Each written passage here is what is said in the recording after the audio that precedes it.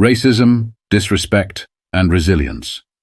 This guard's unshakable reaction left everyone speechless.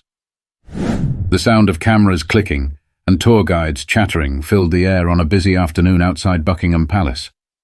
Hundreds of tourists gathered, angling for the perfect photo of the iconic royal guards. Dressed in their crimson coats and towering bearskin hats, the guards stood still, embodying the discipline and precision of centuries-old tradition. Among the sea of faces, a man stood out, not for his admiration of the ceremony, but for the sneer etched across his face. He was in his mid-40s, wearing a worn baseball cap, a loud Hawaiian shirt, and an air of entitlement that seemed to radiate off him. His voice rose above the hum of the crowd. "Look at these guys," he said, gesturing toward the guards. "Standing there like statues. What a joke." A few heads turned in his direction, but most ignored him, focused on their own snapshots and souvenirs. The man, however, wasn't interested in fading into the background. He stepped closer to the line of guards, his movements exaggerated, as if he were putting on a show. "Hey, you? Yeah, you," he barked at one of the guards, a young black man whose face remained as unreadable as stone. The guard didn't flinch, didn't blink, and certainly didn't acknowledge the man's taunts. The crowd began to shift uneasily. A mother pulled her child closer, whispering something about ignoring rude people. A group of friends exchanged glances, their expressions somewhere between annoyance and concern. But the man wasn't done. "Are you deaf? I'm talking to you," he yelled, stepping even closer. Still, the guard remained motionless. His training had prepared him for this. Heckling tourists weren't new, after all. But this was different. The man's tone wasn't playful. It was venomous, laced with an ugly edge that made people stop and watch. And then, it happened. Without warning, the man raised his hand and slapped the guard across the face. The sound was sharp, like a crack splitting the air, and for a moment, time seemed to freeze. The guard didn't react. Not a muscle in his face moved. Not a flicker of emotion betrayed his composure. But the crowd exploded. A gasp rippled through the gathering like a wave, followed by a stunned silence. People turned to each other, their faces a mixture of disbelief and outrage. Phones were raised almost instinctively, cameras capturing the moment from every angle. The man smirked, as if he had proven some point to himself, and took a step back. But that was when the energy shifted. What happened next was something no one in the crowd could have predicted. The tension in the air was palpable, the weight of what had just happened sinking in as people whispered in shock. A slap? At Buckingham Palace?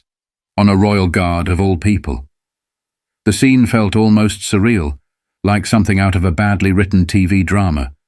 But this was real, and everyone there knew it. The guard who had been slapped still hadn't moved.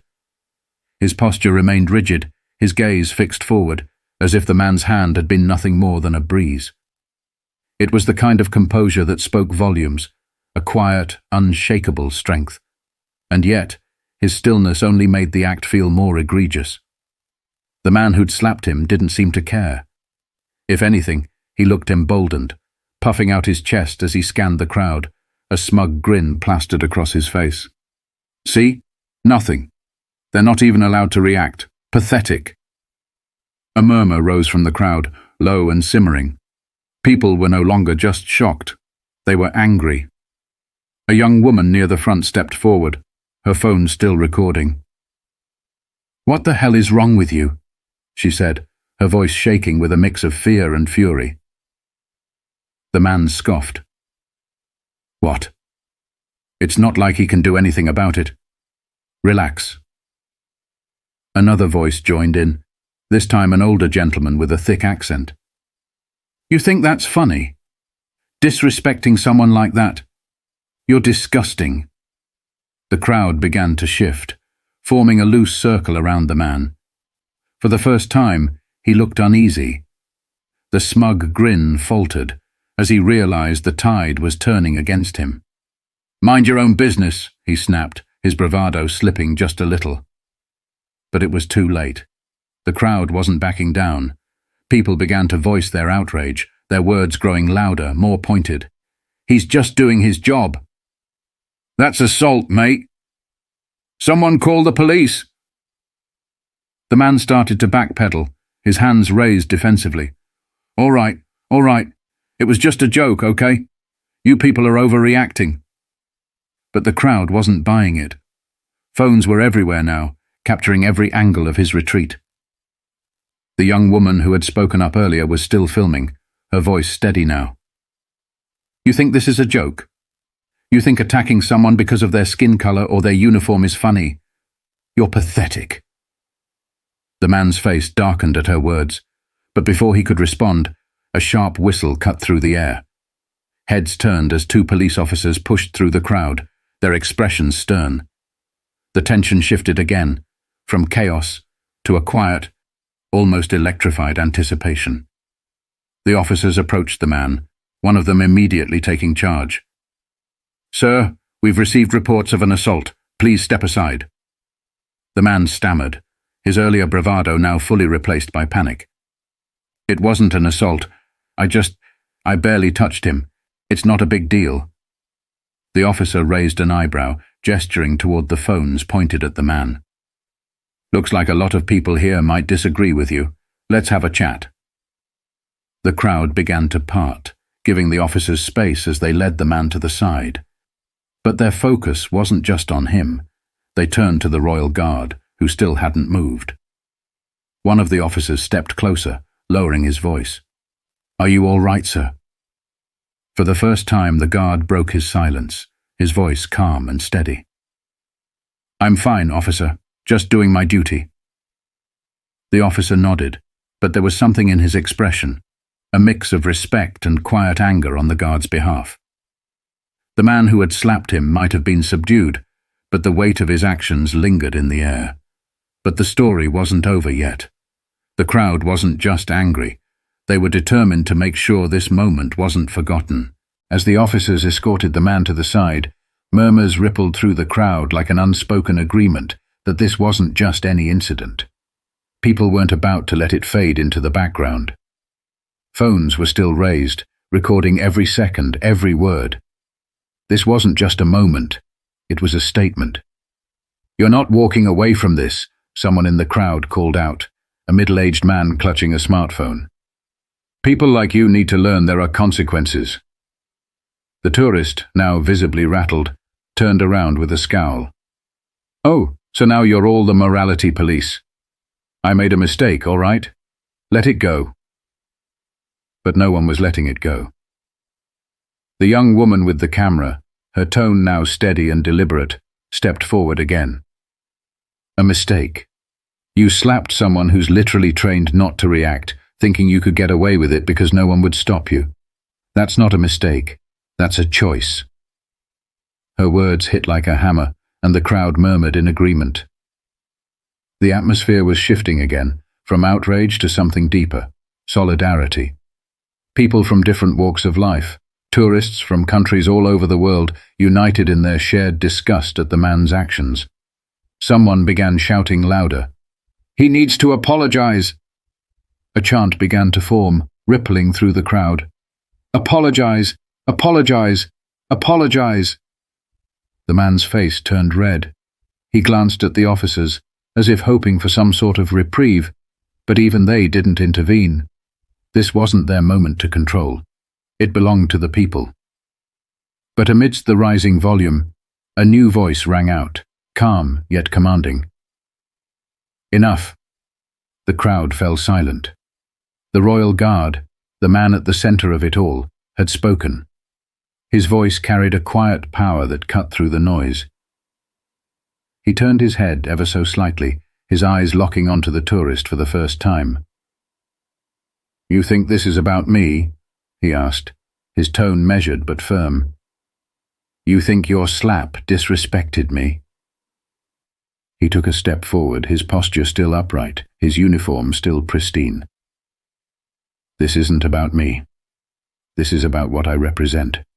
And that," he gestured to the palace behind him, to the centuries of tradition and history embodied in his role, "is bigger than you or me." The crowd listened intently, their phones still capturing every word. The guard's words weren't loud, but they were piercing. "You don't need to apologize to me," he continued. "You need to ask yourself why you thought it was okay to do what you did in the first place." The tourist froze, his face a mix of embarrassment and anger. For a moment, it looked like he might lash out again, but the weight of the crowd's gaze and the cameras recording his every move kept him rooted in place. One of the officers stepped forward, placing a hand on the man's shoulder. "Sir, we're going to take you in for questioning. Let's not make this worse." The man didn't resist this time. He let the officers lead him toward a nearby police vehicle, the crowd parting silently to let them pass. But as the man climbed into the car, someone shouted from the back of the crowd, "Post the videos! People need to see this!" And just like that, phones went up again, uploads beginning in real time. The world was about to see what had happened, every second of it. But what the crowd didn't realize was that their collective actions were about to spark a much bigger conversation than anyone could have imagined. By the time the tourist was driven away in the back of the police car, the crowd had dispersed, but only physically. Online, the incident had already begun to snowball. Within minutes, videos from different angles were being shared on social media platforms: TikTok, Twitter, Instagram. Each clip carried its own caption, some expressing outrage, others highlighting the guard's unwavering professionalism. "This is what black resilience looks like.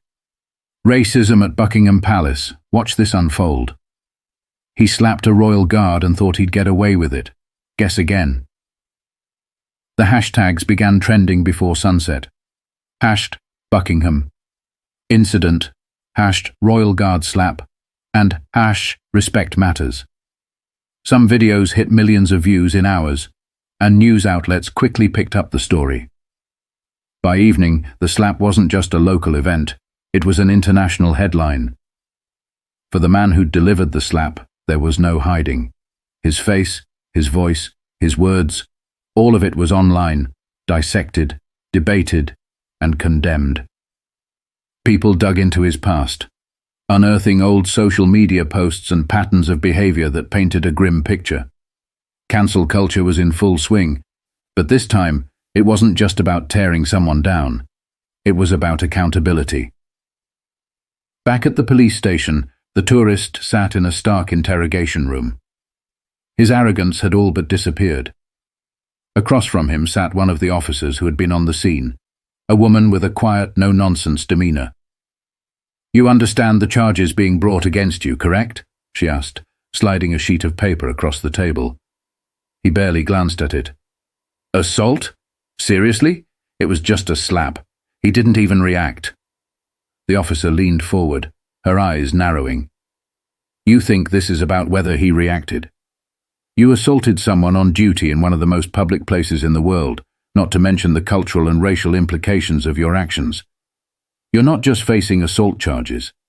You're about to become a symbol of everything wrong with entitled behavior." The man opened his mouth to protest, but the officer wasn't finished. "And let me tell you something.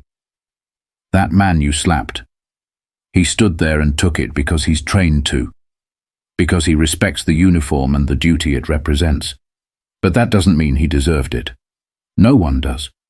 Meanwhile, outside the station, reporters had gathered, along with a small but vocal group of demonstrators holding signs that read things like, "Respect tradition," "Respect humanity," and "Justice for the Guard." But the focus wasn't just on the tourist anymore. The royal guard who had been slapped was becoming a figure of admiration. News channels replayed the clip of him standing firm, juxtaposing it with the tourist's erratic behavior. People marveled at his composure, calling it an example of dignity under pressure. The guard, however, remained silent.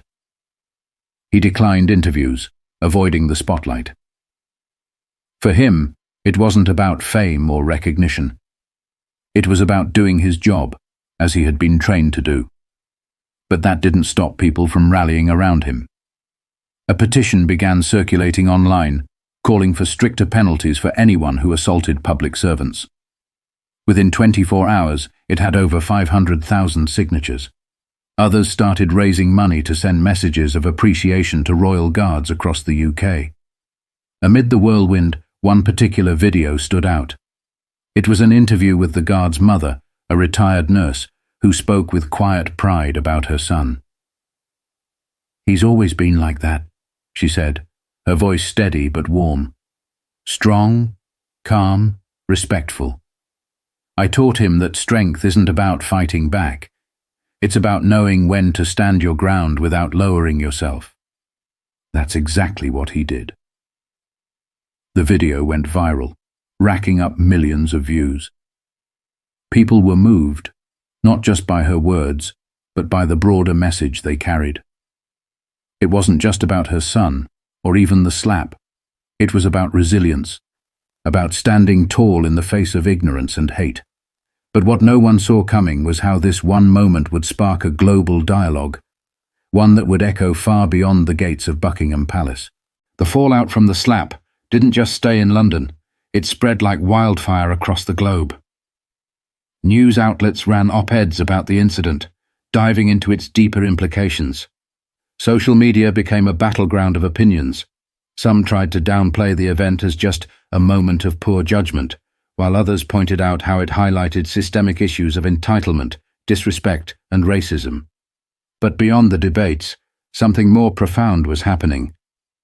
The image of the Black Royal Guard, standing firm in the face of blatant disrespect, became a symbol of dignity and resilience.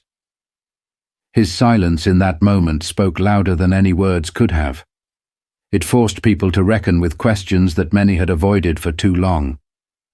Why do some people think they can treat others as less than human? Why do we, as a society, often stay silent in the face of such behavior? And most importantly, what can we do to change it? In the days that followed, conversations shifted from outrage to action. Advocacy groups began using the incident to campaign for better protections for public servants. Schools started discussing the event in classrooms, framing it as a teachable moment about respect, race, and the power of self-control. One particularly powerful clip from a high school discussion in Detroit gained traction online. A student, no older than 16, stood up and said, "That guard could have fought back, but he didn't. Not because he couldn't, but because he understood that his strength wasn't in reacting, it was in holding his ground. That's real power. That's the kind of person I want to be." People around the world resonated with that sentiment. It wasn't about physical strength or retaliation.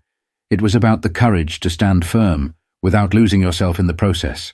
The Royal Guard himself continued to decline interviews, but his actions inspired countless individuals. Letters poured into Buckingham Palace, addressed to him, thanking him for his example. Some were from children who wrote about how they wanted to be as strong as he was. Others came from adults who admitted they'd learned something from his restraint.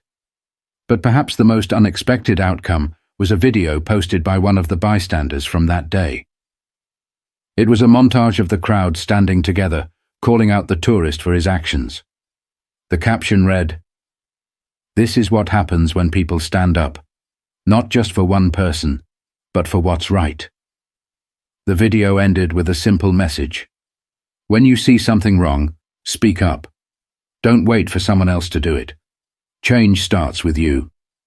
And that's the lesson the world seemed to take from the incident. It wasn't just about a slap. It was about the courage of one man, the unity of a crowd, and the way a moment of ugliness can turn into a catalyst for change. So the next time you witness someone being disrespected, ask yourself, will you stand by and let it happen, or will you step forward and make a difference? The choice is yours. Now, it's your turn. Share this story, discuss it, and let it inspire you to act when it matters most. Respect starts with all of us.